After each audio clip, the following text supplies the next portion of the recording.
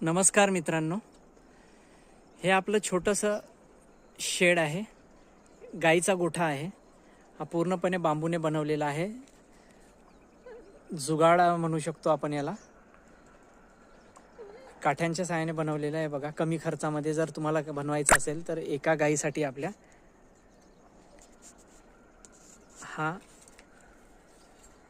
हे बघू शकता. एका गाईसाठी जर आपल्याला बनवायचा आहे, 1 किंवा 2 गाई असेल तर जास्त खर्च न करता कसं बनवायचं ते हे पार्ट 1 आहे. पार्ट 2 मध्ये मी याच्यावर शीट्स वगैरे टाकून तुम्हाला पूर्ण झाल्यावर तो व्हिडिओ बनवून दाखवेल. इथे 2 पार्टिशन केलेले आहे आपण मधनं. एका बाजूला इथे गाय राहील आणि एका बाजूला देशी कोंबड्या ठेवू आपण. हे बघू शकता.